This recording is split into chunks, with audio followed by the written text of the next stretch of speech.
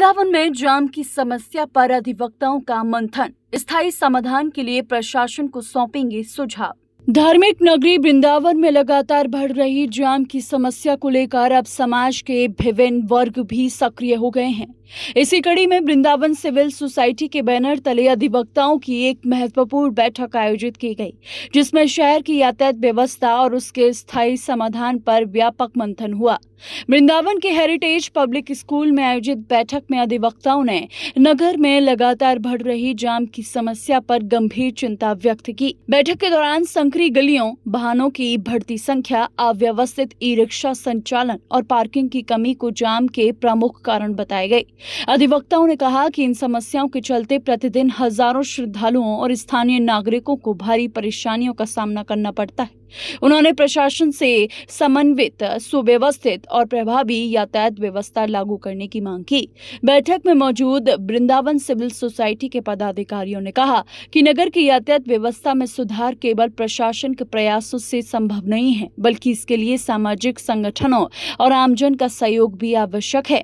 अधिवक्ताओं ने भरोसा दिलाया कि जनहित से जुड़े इस अभियान में वे प्रशासन के साथ हर संभव सहयोग करेंगे तथा आवश्यकता पड़ने पर कानूनी और रचनात्मक सुझाव भी उपलब्ध कराए जाएंगे।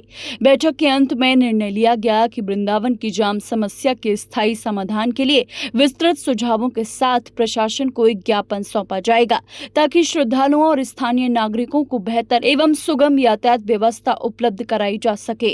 आप कहीं निकल ही नहीं सकते, आपके रिश्तेदार नहीं आ सकते आपके पास में। हमारा जीना एकदम खराब हो गया है।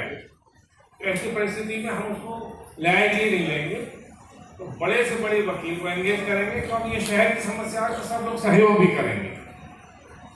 लेकिन हम अधिकारियों को निरंतर भी नहीं छोड़ना चाहते। इन पे भी साथ साथ हमारा मूल उद्देश्य तो है PIL, क्योंकि उसकी बात मानेंगे। ये आपके हमारी बात मानने वाले लोग नहीं है, क्योंकि ये घाट घाट का पानी पिए हुए घाघ लोग हैं। इन्हें सब पता है कि कैसे लोगों को बेवकूफ बनाया जाता है, कैसे बहकाए। बड़ी बड़ी मीठी मीठी बात करेंगे, आपको लगेगा कुछ अधिकारी आपको लग रहे हैं बड़े कोऑपरेटिव हैं। वो इतने उस्ताद लोग हैं कि हम सभी आप सभी के उनकी नजरों में कोई मायने नहीं रखते। हमें इन पे भी दबाव बनाना पड़ेगा।